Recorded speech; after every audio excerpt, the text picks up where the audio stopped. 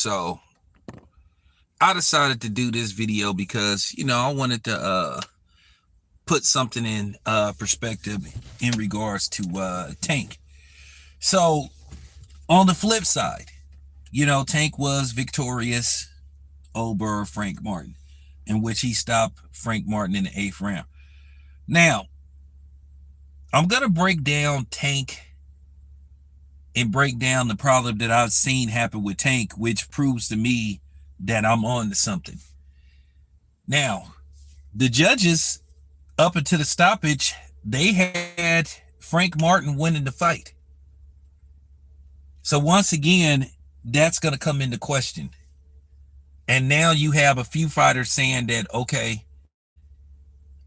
I see something.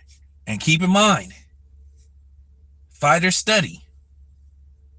They study certain fighters and they really pay attention. Shakur Stevenson said he's studying something, and Keyshawn Davis said that he's paying attention to something. So we have to see, because Tank fans at the end of the day, they think he's invincible and he can't be beat.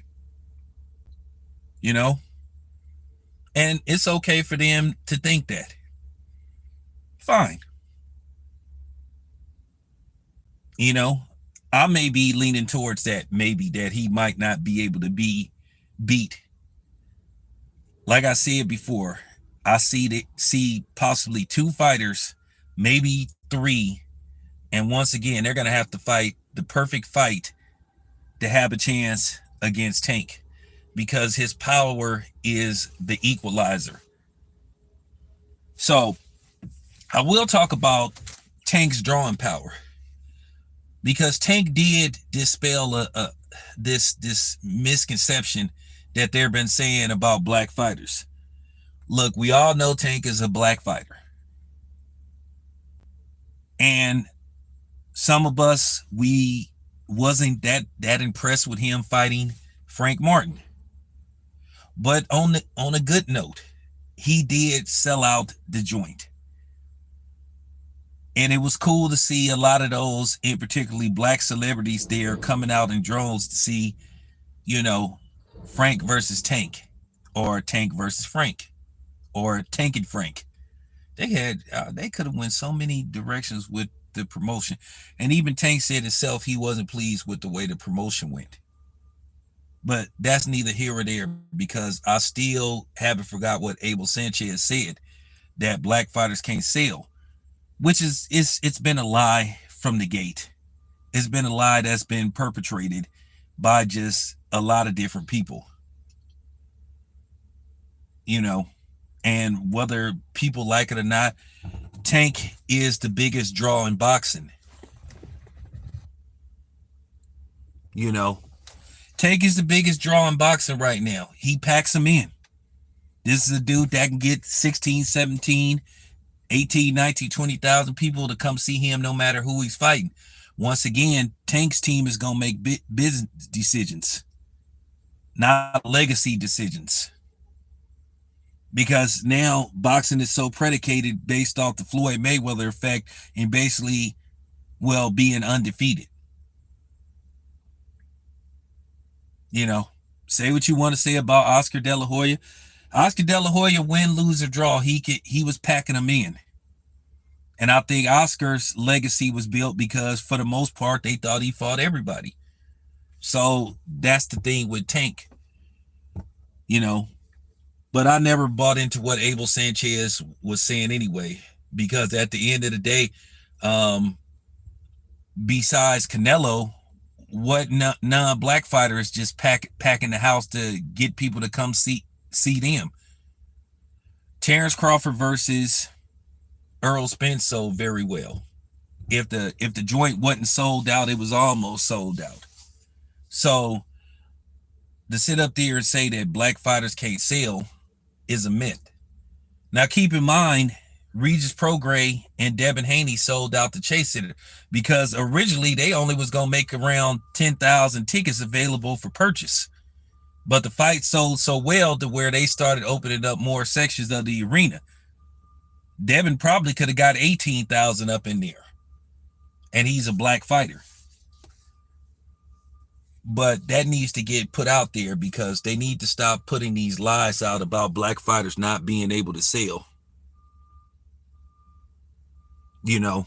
And right now, from what I heard, that the event that's coming up in LA, where Bud is the headliner, is selling very well.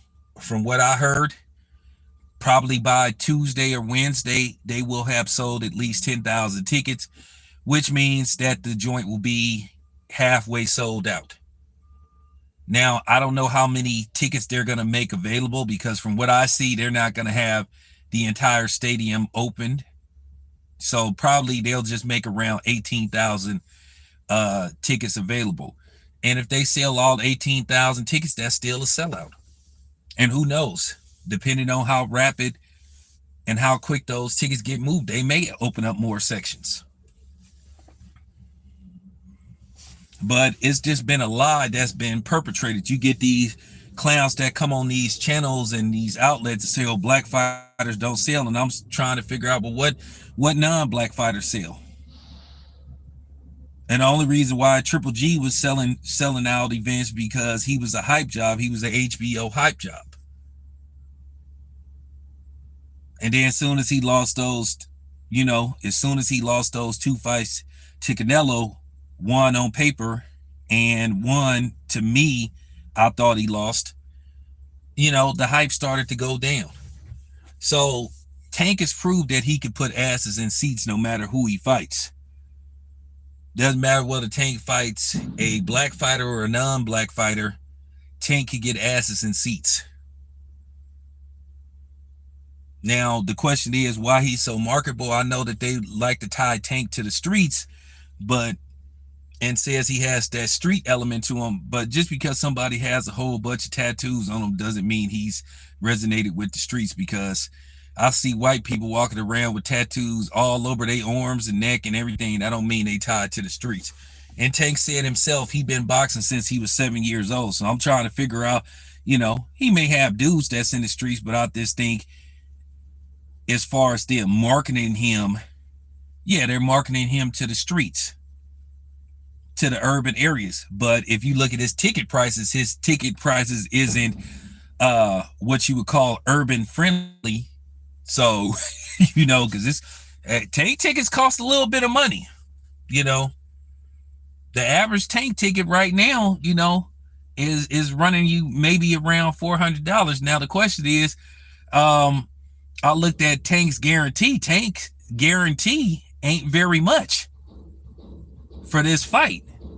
Now, hopefully this deal that you've been hearing he's going to sign with Amazon Prime, because it appears that Amazon is going to continue to do boxing. I don't know if they're going to do an exclusive deal with just the PBC or they're going to do a deal with just Tank. But yeah, I like dispelling this myth about people lying on black people. At the end of the day, black people got to start defending themselves.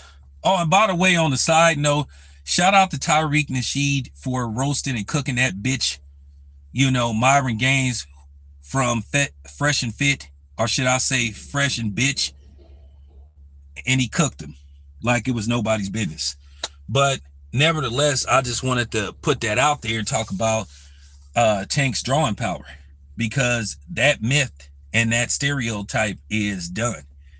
I'm sorry if other people are afraid to talk about these type of subjects, because people will sit up here and tell us, hey, let's not make this about race. Don't talk about race and all that kind of stuff. I'll talk about whatever the hell I want to talk about. And I'm going to say this again. If you don't like what I'm talking about, nobody's forcing you to listen to my channel. It's funny how they try to dispel issues of race when black people are talking about something maybe racial, but here it is, a whole bunch of white people and non white people, and then a couple of coons and Sambos are crying about so-called racism towards Caitlin Clark. But then they tell us racism doesn't exist when we say, hey, we may be getting this done to us because of racism. Oh, racism does this is critical race. So, it is what it is. So with that being said, I just wanted to put that out there. Got to start my shift. It's your boy Town. I'm out.